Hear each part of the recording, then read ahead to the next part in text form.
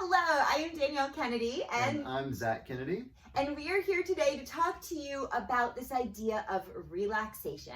Every year when summer hits, we start thinking about taking time off, going on vacation, relaxing, recharging. But what does that really mean? And how do we maximize it? How do we get the most out of it? That's a question that I've been wrestling with so much recently. And Zach is here because I do a better job of it than her. he's stellar at it, right? So all right. So we recently started embarking on a journey with a functional medicine practice, and during our intake meeting with them, they were asking us questions one at a time, and one of the questions that they asked me was, "How do you relax?" And I had an answer to every other question that they asked me. And I chuckled at the response because there wasn't one. I didn't know how to answer it. So since that moment, I've been kind of on this journey of trying to figure out, how do I relax? Like, what does that look like for me? And Zach has observed that journey. But I'm curious. So you laughed as a reaction to both the question and my reaction in that moment. Yeah. Tell us about what that laughter was. Tell us about where that came from and why you had that response. Well, they asked you and not me. Yeah. Which they could, and they only met us for a little while at that moment. Yeah. And so they just read you like a book, that you're just a ball of tension and a ball of stress.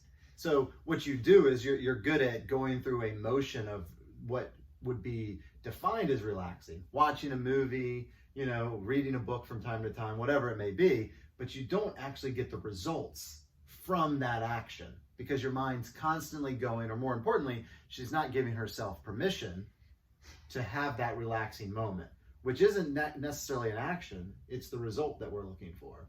Right. Okay. So describe that result to me. Like, when you relax, because you're great at this, you're great at embodying it, you're great at creating that, and you're great at carving out the time to make it happen. What's the result that you're after in that moment?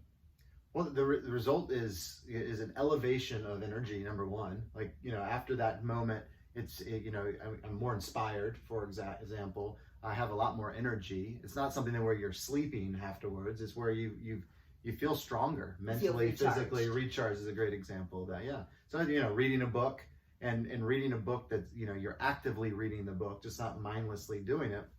And at the end of that, I don't feel like I wasted time. And I'm not saying, I should be doing this or I should be doing that. I'm saying in this 30 minutes or in this hour or 10 minutes, I'm breathing or I'm reading or I'm stretching or I'm working out. Like, everything's active. It's not right here on a phone. It's not doing something that isn't intentional. It's an intentional motion in order to get a result of benefit at the end.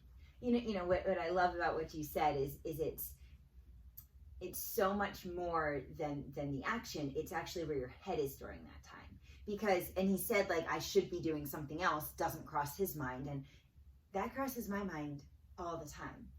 Even if we are sitting and watching a movie or something, like, to me, I'm looking around thinking, there's other things that I should be doing, or it would be more productive to be doing. Or if I'm stretching or even at the gym working out, I'm always creating these like lists in my head of things that have to be accomplished.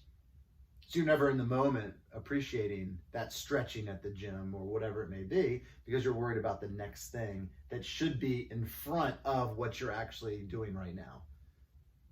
Does that make sense? The next thing that should be in front of what I'm doing right now. No, you're putting it in front of. I'm putting it in front of. Exactly. Yeah. No, I do. I totally do. So what's something that you love doing? So I know you mentioned reading. What's something that you love doing that you feel is, or a few activities that you feel are relaxing and recharging in that sense to you? I mean, playing the guitar. Yeah. So, my relaxing is more learning things. I'm learning the guitar right now, and I'm able to play a handful of songs. So that's really relaxing to be able to do. Reading. So reading about a topic that I'm excited about. It's another very relaxing and inspiring and energizing thing to do, but it doesn't make me feel compelled to do anything other than be in the moment, reading and ingesting that information. So there's a benefit, like I'm active in doing it, but my mind and my body are more passive and more relaxed in how I'm getting to that, enjoy that experience, I guess is a good way of putting it. Yeah. Okay, so I'll ask the question that I need to figure out, and I don't know how to get here. How do you turn off the shoulds? How do you turn off the sitting down and playing the guitar, or sitting down and reading a book for more recreation? And how do you turn off, for me, what goes through my head around, if I'm at home, it's I should be throwing in laundry, I should be emptying the dishwasher, I could be vacuuming. If I'm at work, it's or feeling like I should be working, it's that I could be responding to email, or I could be editing or working or perfecting a deck for an upcoming client thing. Like, how do you turn off all that stuff that, for me, gets in my way of being in the moment? Well, I'm not an expert at this at all, but I think one of the biggest things that I've noticed with you is it's unmet and imposed expectations from the outside world that you've created in your brain that you should be doing that thing. Okay, so and instead, you put things on me that you think I want you to do, but they're not expectations that I have. So you're creating, and some of it's gender specific. There's male and female things that we put expectations on ourselves to do, but doing things around the house, for example, we both do them, but you feel like as the woman, you should be doing them. So you will put that as a priority in front of doing something that's going to be holistically healing for yourself. Like, she likes to scrapbook digitally now, not like, glue and cutting up and all that kind of stuff. But you don't do that as much because, I could do one more of these things that would be helpful for the family, but not necessarily helpful for you. Right. And those things that I could be doing, there's no... They'll be there. They'll be there for forever. They'll be there, and there's always another thing. Exactly. So I could always be putting off my scrapbooking or whatever it might be to do those things. Definitely. So if you were to give me one recommendation on how I start to be more present in my relaxing practices and be able to reach that desired result that you're talking about, not even the action, but the result that we're looking for, what's the one thing you wish I would do, or you would hope that I'd start doing, or you'd recommend I start doing in order to start experiencing that? The one thing. Or two things. I think it would be doing one thing for yourself each day that you don't care what anybody else thinks that you're doing. So there's no judgment from the outside world on what you do. And I think we should all do this. Like, I'm not that great of a guitar player, in my opinion, but I do it, and it's a vulnerability that I do because I enjoy it, and I want to get better. He's really good. So He's really good. Being vulnerable to the opinions of what society says you should be doing as a woman, for example, maybe what it is, and saying, I don't care. For this 30 minutes, I'm going to enjoy something that I do not do enough, and I'm going to allow myself to have the opportunity to do it.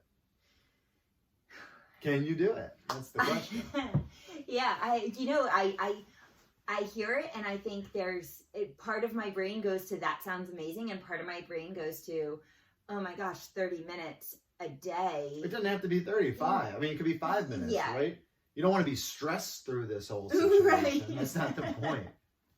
So one of the things that Zach has challenged both myself and Brittany, who's also on the Kadima team, one of the things that Zach has challenged us to do, because Brittany and I have very similar should mindsets in our brain that negatively impact our ability to relax, to recharge, to spend time just being, right?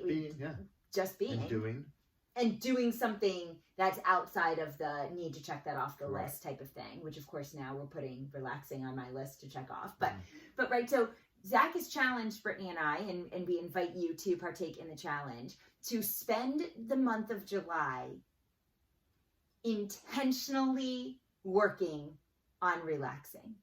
And he has asked that her and I both commit to doing something every single day through the month and documenting it in some way. Maybe some days it'll be video, maybe some days it'll be a photo, maybe some days it'll just be a note, but somehow documenting what our choice was to do to relax during the month.